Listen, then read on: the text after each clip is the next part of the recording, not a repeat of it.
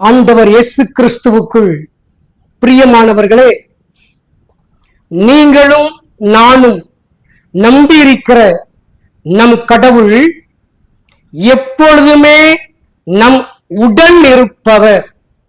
மனிதன் பலவீனமானவன், பாவி. நானோ தூய்மையானவன், எல்லா அதிகாரமும் கொண்டவன். எனவே பாவியாயிருக்கின்ற மனிதனோடு என்னால் இணைந்து வாழ முடியாது, அவனோடு இருக்கவே முடியாது என்று எண்ணி கடவுள் மனிதனை விட்டு பிரிந்து வானத்திலே பஞ்சு மெத்தையில் அமர்ந்து கொண்டு இங்கும் அங்குமாக ஊஞ்சலாடிக் கொண்டிருப்பவர் அல்ல நம் கடவுள். மாறாக மனிதனோடு இருப்பவர், மனிதன் சுவாசிக்கின்ற காற்றை சுவாசிப்பவர், மனிதன் உண்கின்ற உணவை உண்பவர், மனிதனோடு எல்லா காரியங்களிலும் பாவம் தவிர இணைந்து வாழ்ந்து கொண்டிருப்பவர். இஸ்ராயல் மக்கள் வாழ்க்கையிலே பார்க்கிறோம், பகலில் மேகத்தூணாகவும் இரவில் ஒளி பிளம்பாகவும் இருந்து அவர்களை வழி நடத்தியவர்.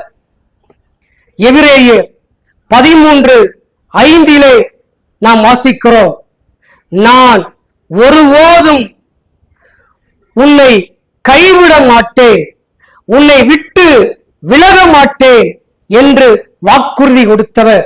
ஆம், நம் கடவுள் எந்நாளும் நம் கூடவே இருக்கிறார். அவரது பிரசன்னம் எந்நாளும் நம் உடன் இருக்கிறது என்பதை உணர்கிற பொழுது, அனுபவிக்கிற பொழுது நாம் எப்பொழுதுமே நிறைவோடும் மகிழ்வோடும் அமைதியோடும் வாழலாம். மத்தேயு நற்செய்தி 28:20 வாசிக்கிறோம். ஆண்டவர் சொல்கிறார், இதோ உலகம் முடியும் மட்டும் நான் எந்நாளும் உங்களோடு இருக்கிறேன் என சொல்கிறார். அதே மத்தேயு நற்செய்தி 1:22 வாசிக்கிறோம், இயேசு பிறந்த பொழுது அவருக்கு இம்மானுவேல் என பெயரிடப்படுகிறது. அந்த பெயரின் அர்த்தம் என்ன? கடவுள் நம் உடன் இருக்கிறார் என்பதுதான் பொருள். மத்தேயு நற்செய்தி 18:20 நாம் வாசிக்கிறோம், 2-3 பேர் எங்கே என் பெயரின் பொருட்டு ஒன்றாக கூடியிருக்கிறார்களோ அங்கே அவர்கள் மத்தியிலே நான் பிரசன்னமாக இருக்கிறேன் என்று. எனவே நாம் வணங்குகின்ற நம்பியிருக்கின்ற கடவுள் நமது இன்பத்திலும் துன்பத்திலும் துயர வேளையிலும் இழப்பிலும் தோல்வியிலும் ஒருபோதும் நம்மை விட்டு பிரியாத கடவுளாக இருக்கிறார். நான் ஒருபோதும் உங்களை கைவிட மாட்டேன், உங்களை விட்டு விலக மாட்டேன் என்று சொல்லியிருக்கிறார்.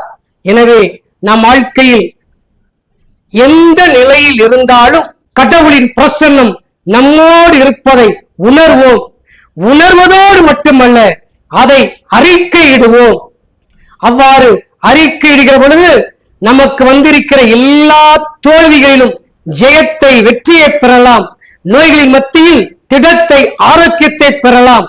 இன்னும் இழப்புக்கள் மத்தியிலே அதை திரும்ப பெற்றுக் கொள்ளலாம்.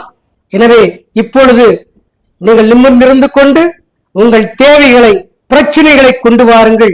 உங்கள் போராட்டங்களை எல்லாம் அப்படியே கண் முன்னால் கொண்டு வாருங்கள்.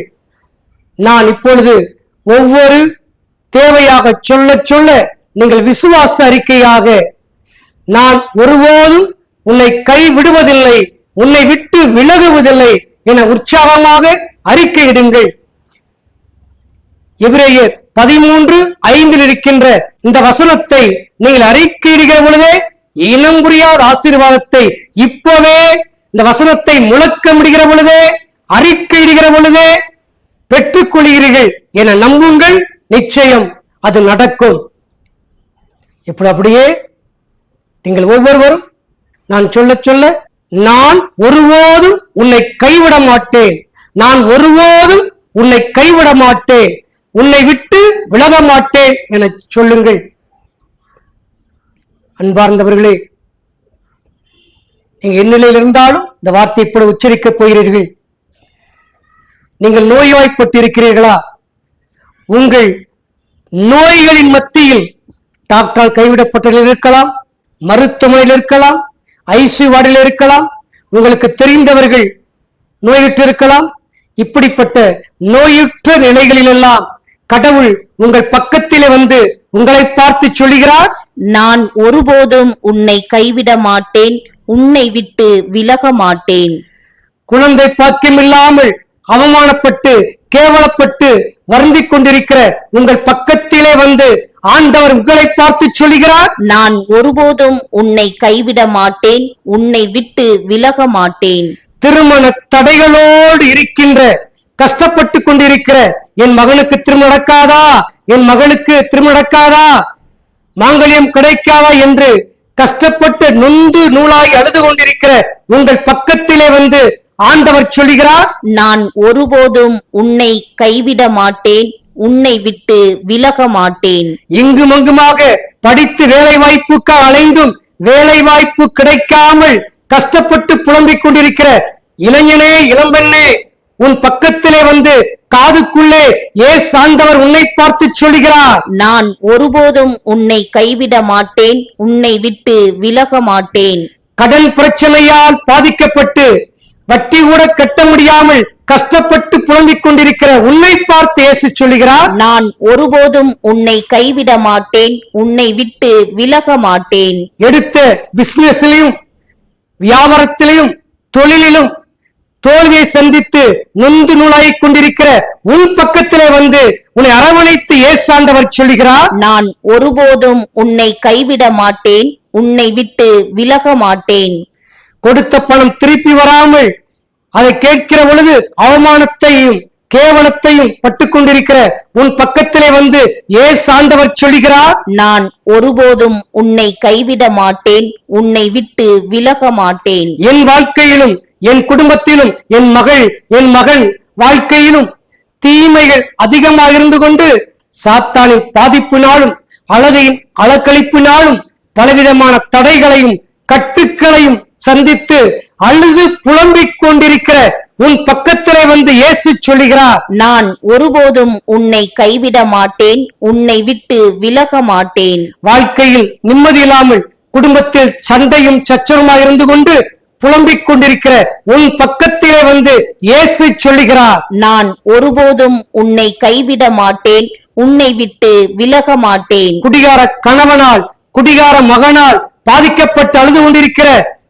அன்பு மகளே, உன் பக்கத்திலே வந்து ஆண்டவர் சொல்லுகிறார், நான் ஒருபோதும் உன்னை கைவிட மாட்டேன், உன்னை விட்டு விலக மாட்டேன். எல்லாராலும் பொருளாதார சிக்கலினாலும் பல பிரச்சனைகளினாலும் அவமானமாக கேவலமாக இழிவாக பார்த்து கொண்டிருப்பதால் எல்லாரும் உன்னை அவமானமாக கேவலமாக இழிவாக இவனெல்லாம் மனுஷனா இவனெல்லாம் மனுஷியா என்று உன்னை கேவலப்படுத்தி கொண்டிருக்கிற பொழுது உனக்கு ஏற்பட்ட நிந்தை அவமானங்களுக்கு மத்தியிலே ஆண்டவர் இயேசு கிறிஸ்து உன்னை ஆற்றி தேற்றி உன்னை பார்த்து சொல்லுகின்றார், நான் ஒருபோதும் உன்னை கைவிட மாட்டேன், உன்னை விட்டு விலக மாட்டேன். தாயைப் போல தேற்றி தந்தையைப் போல அரவணைத்துக் கொண்டிருக்கிற இயேசு ஆண்டவர் உன் வீட்டிற்குள் வந்து உன்னை பார்த்து சொல்லிக் கொண்டிருக்கிறார், நான் ஒருபோதும் உன்னை கைவிட மாட்டேன், உன்னை விட்டு விலக மாட்டேன். நீ வேண்டிக் கொண்டிருக்கிற பலருக்கு அவரிடம் இருக்கின்ற தீமைகள் அகலாமல்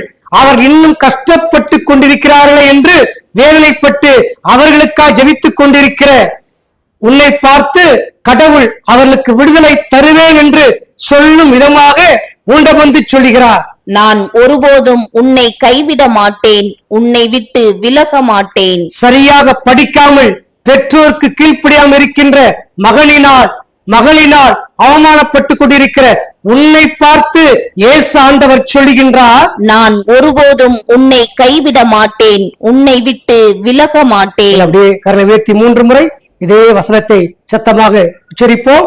நான் ஒருபோதும் உன்னை கைவிட மாட்டேன், உன்னை விட்டு விலக மாட்டேன். நான் ஒருபோதும் உன்னை கைவிட மாட்டேன், உன்னை விட்டு விலக மாட்டேன். நான் ஒருபோதும் உன்னை கைவிட மாட்டேன், உன்னை விட்டு விலக மாட்டேன். இதை பார்த்து கொண்டிருக்கிற ஒவ்வொருவரையும் தந்தை கடவுளை ஆசீர்வதியும், இயேசு ஆண்டவரை ஆசீர்வதியும், தூய ஆவி ஆசீர்வதியும், மூவர் கடவுளை ஆசீர்வதியும், ஆசீர்வதியும், ஆசீர்வதியும், ஆசீர்வதியும், ஆசீர்வதியும்.